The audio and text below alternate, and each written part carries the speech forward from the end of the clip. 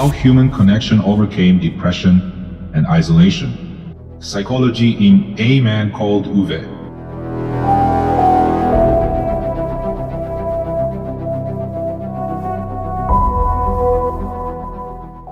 Welcome, dear listeners, to The Treasure Within.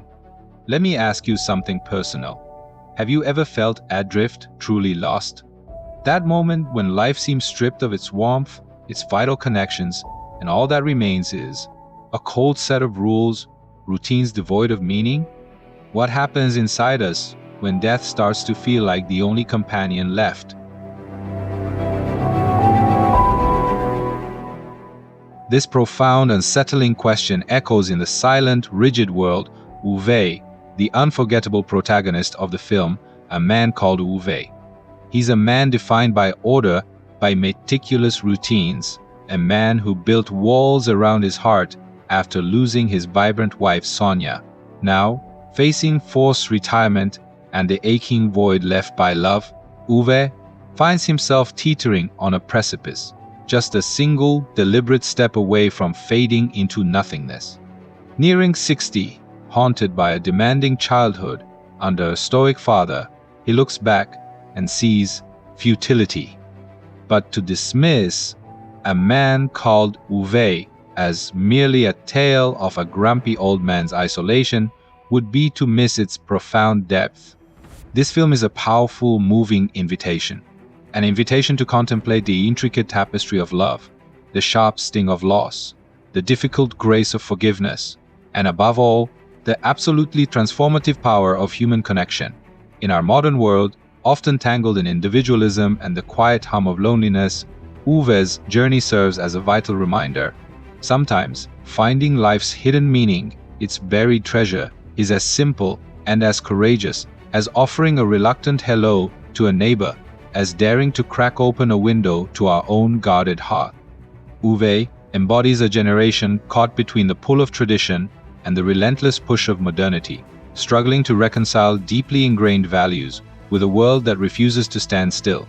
He is anchored in the past, unable to navigate the currents of grief from losing Sonia or the disorientation of losing his lifelong job. The question looms, can he break free from this consuming vortex of sorrow and self-imposed exile? Is it possible for warmth and affection to penetrate the frost that encases his heart? Can he confront his past, truly make peace with it, and unearth a new, perhaps unexpected, reason to embrace life? Join me, won't you, on this psychological exploration deep into Ove's world. Together, let's peel back the layers, uncover the hidden truths of his existence, and learn the invaluable lessons the seemingly ordinary, extraordinarily stubborn man can teach us about the complexities of living, grieving, and ultimately reconnecting. We won't just analyze Ove's struggles, we'll seek mirrors for our own challenges, searching for insights and pathways to navigate the universal landscapes of love, loss, and the enduring search for meaning in our own lives.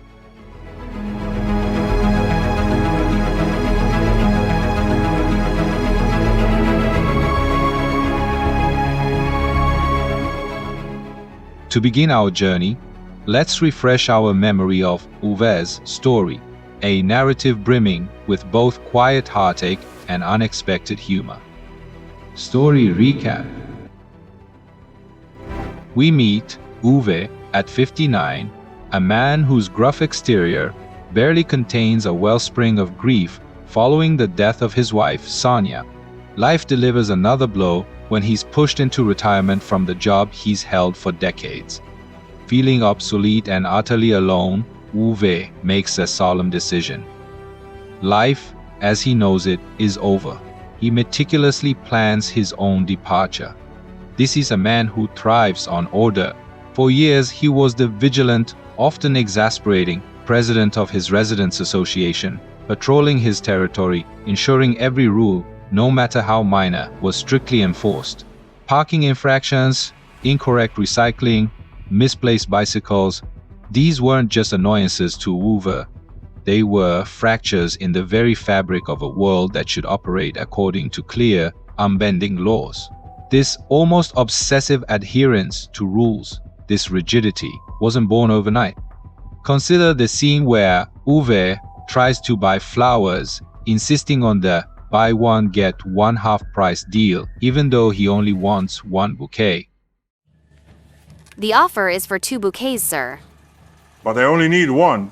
Half of 70 is 35. It's simple math. This exchange perfectly encapsulates his literal, rule-bound worldview, a trait deeply rooted in his upbringing.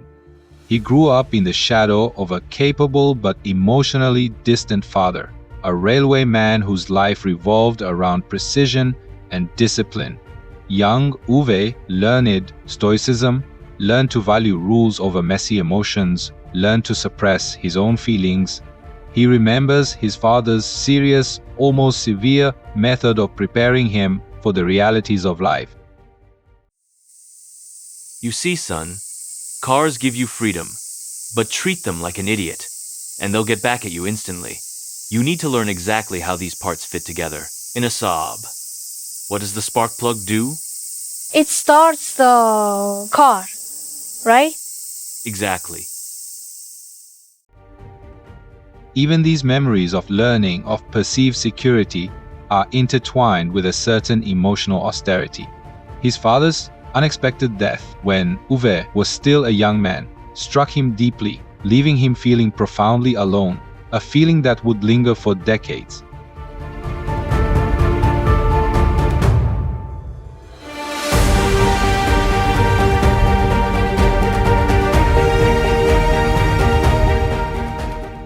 Now, in the present, Ove's solitary existence and his grim plans are abruptly, chaotically interrupted. New neighbors move in across the street. Parvane, a heavily pregnant, warm, and incredibly persistent Iranian woman, her kind but somewhat bewildered husband Patrick, and their 2 young daughters. Parvane is a force of nature. She doesn't just ignore Ove's carefully constructed boundaries. She bursts right through them, with cheerful disregard for his rules and routines, constantly needing his help, asking for favors, bringing him food. Initially, Ove reacts with predictable frustration, trying to enforce his regulations, point out their errors. But Parvane meets his grumpiness with unwavering patience and a genuine, disarming kindness. She sees something beneath the gruff exterior and refuses to be pushed away. A pivotal moment arrives when Ove is quite literally preparing a noose. Parvane knocks, desperate for driving lessons, and simply will not take no for an answer. Overwhelmed by her sheer force of will, Ove grudgingly caves. This seemingly small surrender marks the hesitant start of a most unexpected and transformative relationship. Their contrasting natures often clash, hilariously and poignantly. They're all the same. These men in white shirts only know how to cause trouble. Are you listening to yourself? Didn't you tell me one shouldn't give up? You sit here feeling sorry for yourself. Because what? The world is bad? Or everyone's an idiot? Now you've given up. Why? Because you think everyone should manage without help. Nobody gets through life alone. Not even you. Okay, you can go now. I said you can go. I don't have the energy to argue. It's a pattern. Each time Ove resolves to end his suffering, life, often in the form of his neighbors, intervenes. He finds himself reluctantly drawn into helping others, feeding a scruffy stray cat that adopts him, defending a former student of Sonia's from an aggressive ex-boyfriend, rushing his neighbor Rune, a former friend turned rival, to the hospital after a stroke. These acts of service, initially performed out of obligation or sheer annoyance, slowly chip away at his isolation. He begins, perhaps unconsciously at first, to feel needed, to feel that maybe, just maybe, he still has a purpose. This flicker of usefulness becomes a fragile motivation to postpone his plans, to keep living, at least for another day. Interwoven with these present-day interactions are Ove's vivid, often painful, memories of Sonia. He relives their meeting, her infectious zest for life, her unwavering kindness, how she brought color and warmth into his regimented world. Sonia was his opposite in many ways. An idealist, a teacher, socially engaged, always fighting for the underdog. Ove, captivated by her intelligence and spirit, found his own rigid perspectives gradually softening under her influence.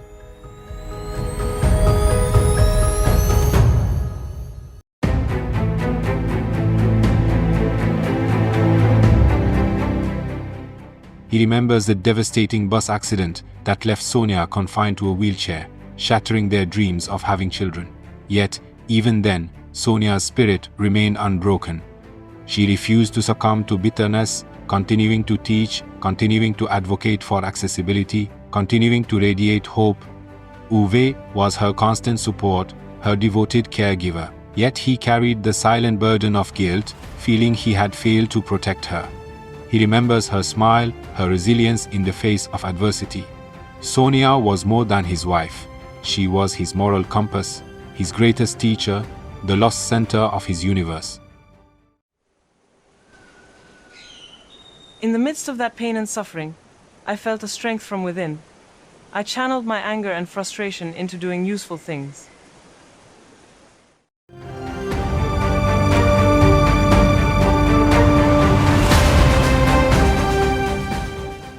As Ove spends more time with Parvane and her family, a profound shift occurs. He realizes, perhaps with some surprise, that they have begun to fill the immense void Sonia left behind. A cautious warmth develops, particularly with Parvane's daughters. He helps them with their homework, reads them stories, engages in their playful antics.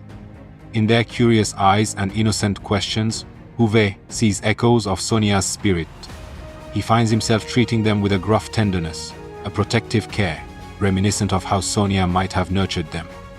He allows himself to love them, to care for them, and in doing so begins to heal himself. The film concludes not with a dramatic act, but with quiet acceptance. Ove passes away peacefully in his sleep. Before his death, he makes arrangements. His house is left to Parvane and her family, ensuring their security, and he entrusts them with the care of his now beloved cat. Ove's end is both melancholic and profoundly sweet. He departs this world having finally navigated the labyrinth of his grief, rediscovered the value of connection, and found a measure of peace.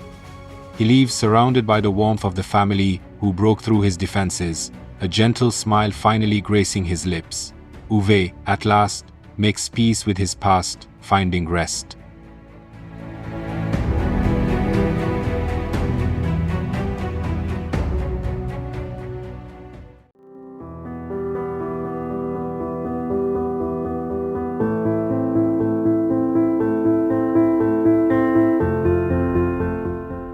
Psychological analysis.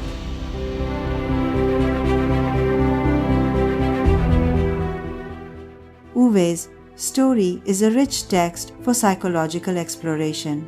It allows us to examine universal human experiences through the lens of specific theories and concepts. Let's unpack some of the key psychological dynamics at play in A Man Called Ove. Grief, loss, and complicated mourning. The bedrock of Ove's initial state is profound unresolved grief. Sonia wasn't merely a spouse. She was, in many ways, his entire world, the vibrant center around which his orderly life revolved. Her death doesn't just leave a void, it shatters his sense of meaning and purpose, leaving him feeling fundamentally unmoored. From a clinical perspective, Ove is experiencing complicated grief. He's stuck. He cannot integrate the loss, cannot adapt to a world without Sonia. This inability fuels his withdrawal, his rigid defenses, and his repeated suicidal ideations. It's an attempt to escape unbearable pain. Compounding this is the trauma and guilt associated with Sonia's disability following the bus accident.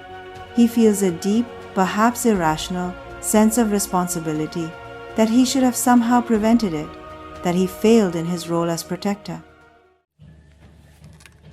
That's when I felt like I was falling into a black hole. I wanted to destroy them all. The bus company, the drunk driver. I wrote to the governments. but no one did anything for her. This underlying guilt acts as a barrier, preventing him from fully processing the loss of Sonia herself. He's mourning not just her death, but also the life they lost, the dreams unrealized, and his perceived failure in keeping her safe.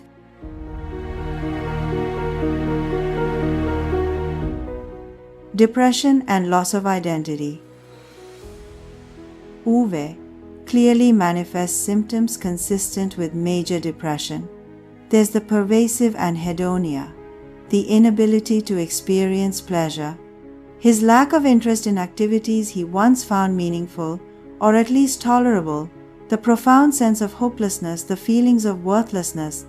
These are classic signs. His depression is intricately linked to his grief, but it's exacerbated by the loss of his professional identity.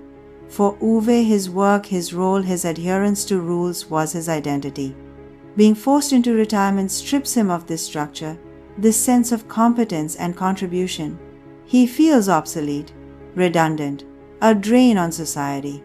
This loss of identity feeds directly into his depression and reinforces his belief that his life no longer holds value, making suicide seem like a logical, albeit tragic, endpoint. The long shadow of childhood, impact and schemas.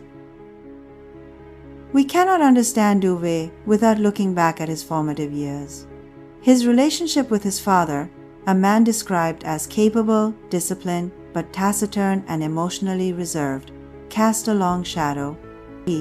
Ove learned invaluable lessons about work ethic and responsibility, but also learned to equate emotional expression with weakness. He internalized the need to be strong, self-reliant, and to keep feelings tightly controlled. Order and rules became a substitute for emotional connection. This upbringing directly contributes to his adult personality, his rigidity, his difficulty in forming close relationships, his struggles with vulnerability. He learned to navigate the world through control and predictability because the realm of emotions felt unsafe or inaccessible.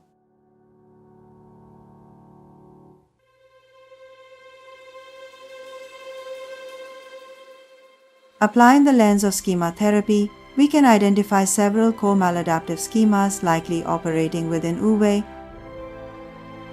Emotional deprivation.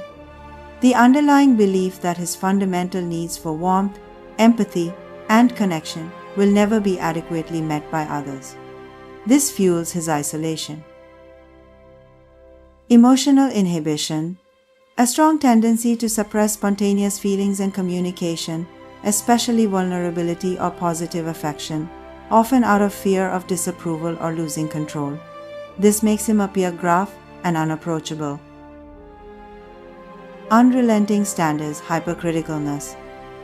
An intense internal pressure to meet extremely high standards of performance and conduct, leading to constant self-criticism and difficulty relaxing or accepting imperfection in himself and others. This manifests in his obsession with rules. Subjugation. While he appears controlling, there might also be an underlying pattern of suppressing his own needs or feelings to avoid conflict or perceived abandonment, particularly in his relationship with Sonia, where her needs became paramount. Punitiveness. A harsh belief that people, including himself, deserve severe punishment for mistakes or shortcomings. This could contribute to his self-destructive urges after perceived failures. These ingrained patterns, forged in childhood and reinforced throughout life, become particularly problematic when he faces the overwhelming losses of later life. They trap him in a cycle of isolation, negative thinking, and emotional pain, making it incredibly difficult to reach out or accept the comfort offered by others.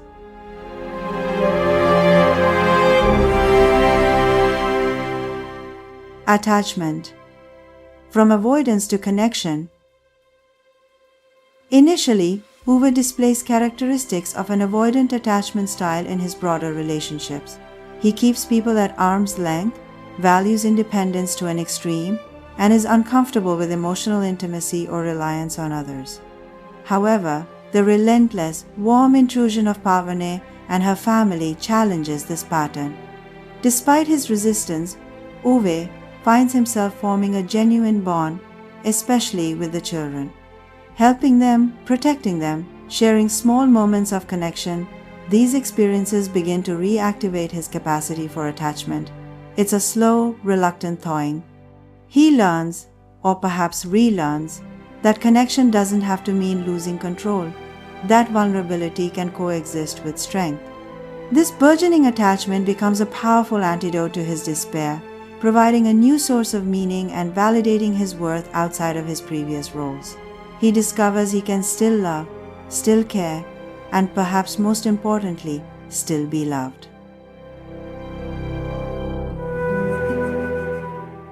The lifeline of human connection. Ultimately, the film is a profound meditation on the absolute necessity of human connection for psychological well-being. Ove's transformation hinges entirely on his reluctant acceptance of the relationships that barge into his life. He tries to maintain his isolation, his rigid control, but the persistent warmth, humor, and simple human neediness of Parvane and her family eventually wear down his defenses. They don't just offer help, they demand it, they involve him, they refuse to let him remain entirely alone in his grief. They become his lifeline, showing him that community, interdependence, and shared experience are not weaknesses, but essential components of a meaningful life. They literally pull him back from the brink, reminding him, and us, that connection is often the most potent medicine for despair.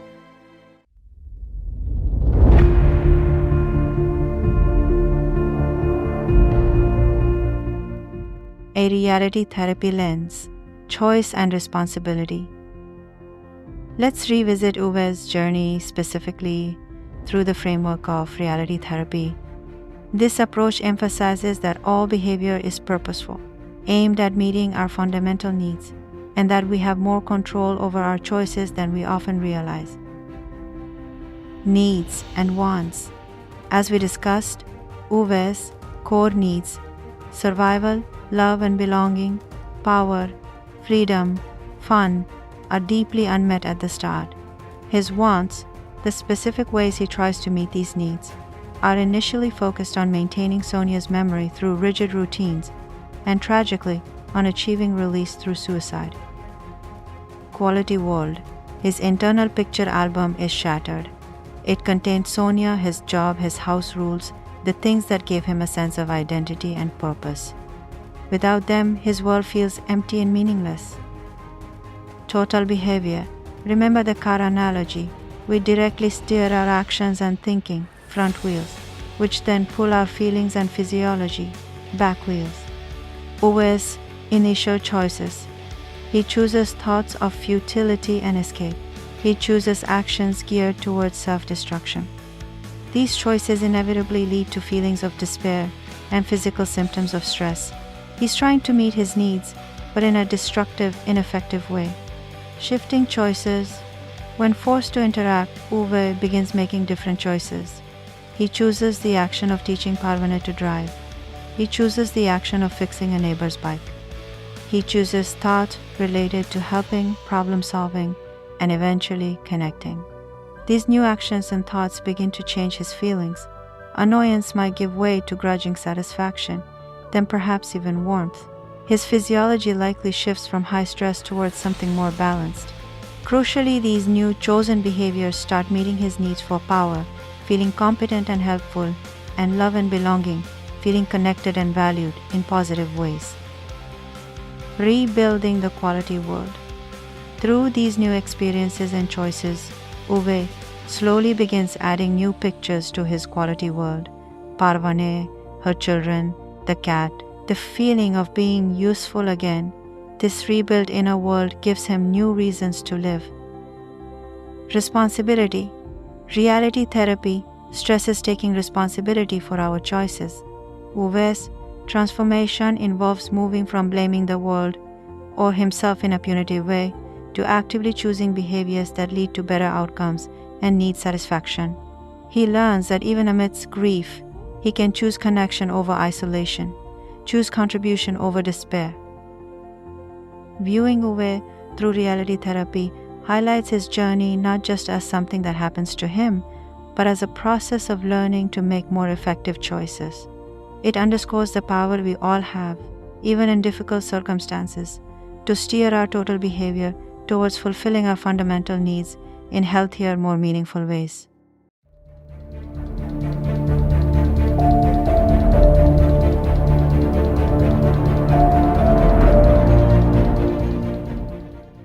Conclusion.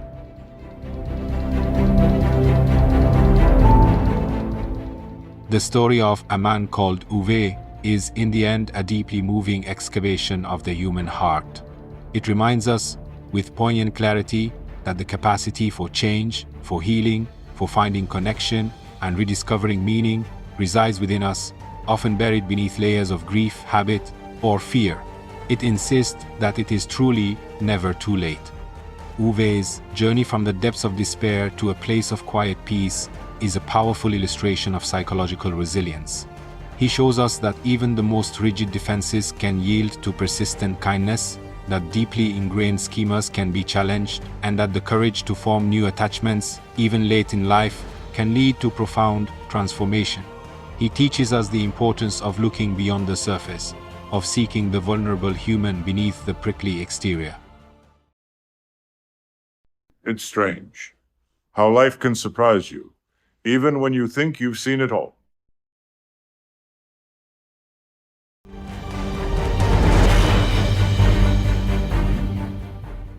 This film is an eloquent call for empathy, a reminder in our often disconnected world that reaching out, offering patience, and simply being present for one another can make an immeasurable difference.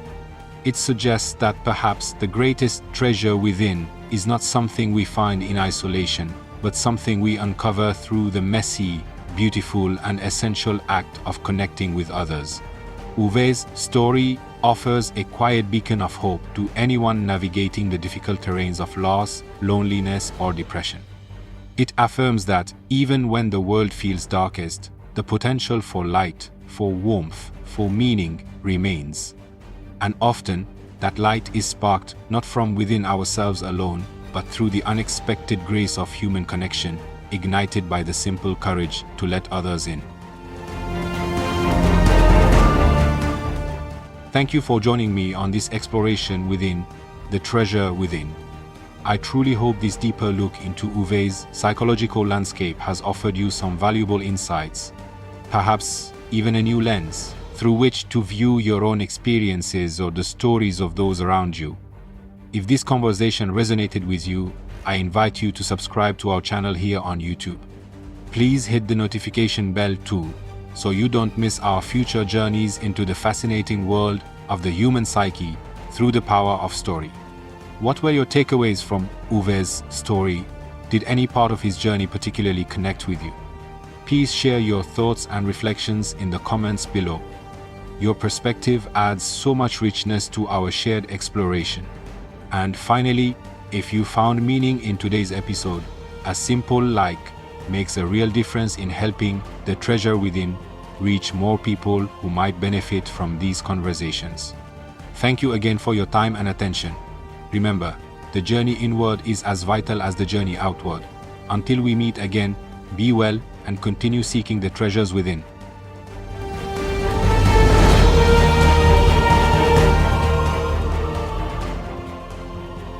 Is your mind constantly jumping from thought to thought, feeling lost in the noise of modern life, searching for a moment of real peace?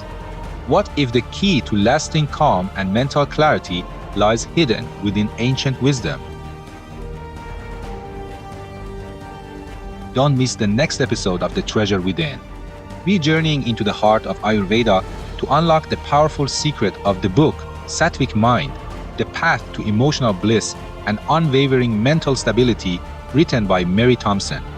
Discover practical, time-tested techniques to balance your body, soothe your breath, and quiet the mental chatter. Learn how simple shifts, inspired by the book The Sattvic Mind, can transform your daily experience. Join our deep dive into building your inner sanctuary. Next week, look for the episode Unlocking the Sattvic Mind right here on The Treasure Within. Subscribe now so you don't miss this treasure.